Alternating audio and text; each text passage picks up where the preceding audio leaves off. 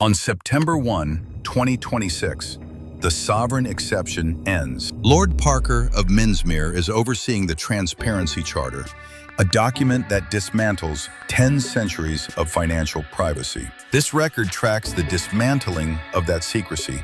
Subscribe to Stay with the History. The duchies of Lancaster and Cornwall hold £1.5 billion in assets. By reclassifying these as public commercial organizations, the institution loses its status as a tax-exempt sanctuary. In 1689, the monarchy surrendered the power to bypass law to survive the collapse of James II. Today, the surrender is fiscal.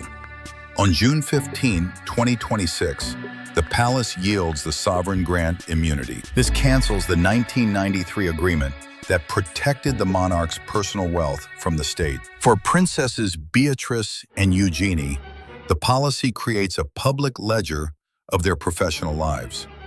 They are now required to enter a register of interests, mirroring the scrutiny of members of parliament. Every gift in business engagement becomes a permanent data point. The clean break policy ends the king's right to review legislation before it reaches the statute book. It is a calculated retreat. The institution is choosing visibility to avoid a total collapse of public trust. A parliamentary inquiry into a decade of trade envoys is already on the calendar. Andrew Lowney sits at a desk piled with folders from the Mountbatten archives. He spent 4 years and £460,000 in legal fees to remove these documents from state control.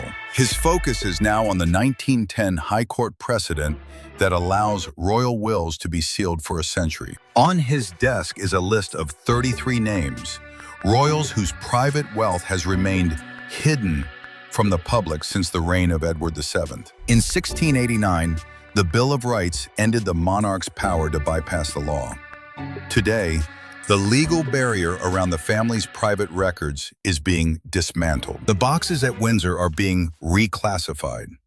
Personal diaries, handwritten correspondence, and financial ledgers are being packed for transfer to the National Archives at Kew. The red folders containing draft legislation will no longer pass through the King's private office for prior approval or amendment. Lowney is currently cross-referencing the first set of files destined for the public search room, checking for the signatures of the sovereign's private secretaries. Each box is being taped and stamped with a public access date. The first delivery truck is scheduled to leave the Windsor gates for Kew on October 12th.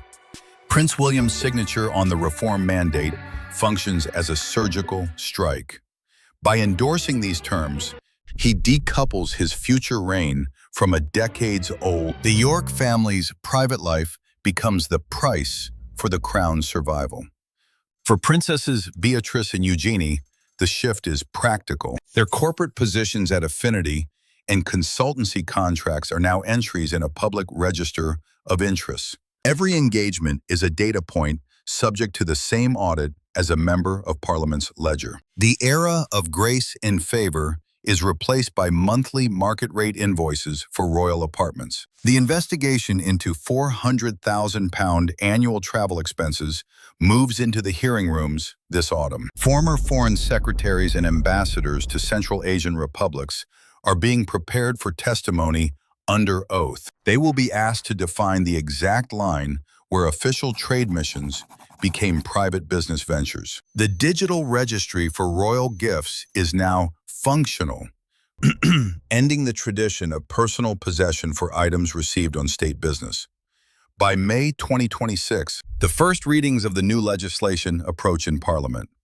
On the Lord Chamberlain's desk, the list of working royals remains open, with 3 names still awaiting a final strike-through. Does a king who is forced to explain every penny still hold any power? Or is he just another civil servant? Share your thoughts below and subscribe to Stay with the History.